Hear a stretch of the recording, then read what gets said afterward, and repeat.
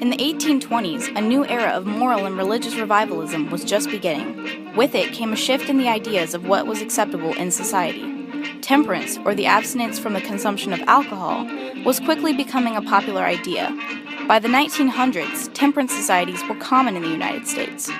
Groups like the Anti-Saloon League, the Women's Christian Temperance Union, and the Prohibition Party held political power at the national level, promoting temperance through the production of newspapers, flyers, and other propaganda. The growing popularity of evangelical Protestantism also contributed by painting the consumption of alcohol in an unholy and sinful light. Women played large parts in the temperance movement too, believing alcohol was a dangerous and destructive factor in marriages and families. The coming of the First World War presented many opportunities for the growth of the temperance movement. In 1917, Congress and the President passed an act which temporarily banned alcohol in order to save grain for the production of food for the war effort. Later that year, Congress submitted the 18th Amendment, which permanently banned the sale, manufacture, and transportation of all alcoholic beverages.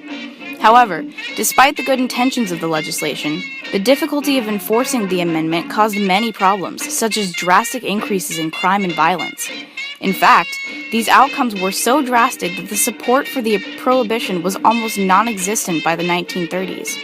The 18th Amendment and National Prohibition Act show that power can have dangerous consequences, even when used with moral intentions, because unforeseen issues can occur. The Prohibition was one of the last big movements of the Progressive Era, a time of political and societal change. Drinking wasn't the only habit under inspection. Drug abuse and gambling were also widely criticized, as well as many other practices considered harmful to society. It was believed that alcohol was a source of corruption and that banning alcohol would rid society of that corruption.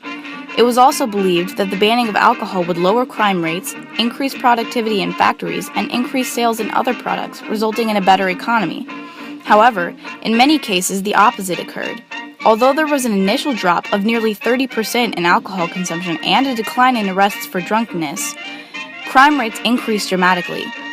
Normally law-abiding citizens who wanted to keep drinking became criminals for the simple act of buying alcohol from illegal sources or making it for themselves.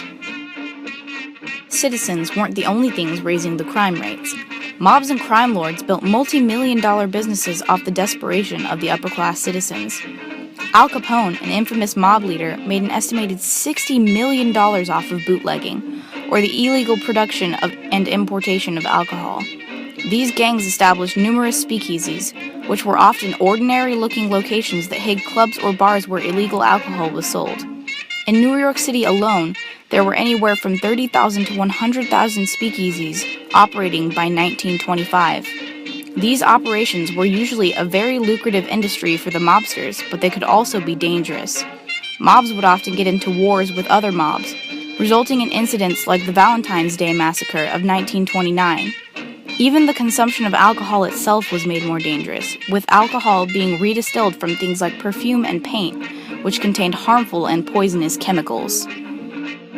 On top of these problems, prohibition was both difficult and expensive to enforce.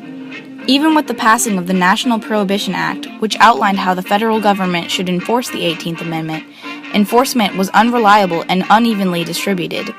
In areas where there was opposition to the laws, local officers would not arrest people for breaking the temperance laws, and the federal government didn't have the motivation or the resources to take over.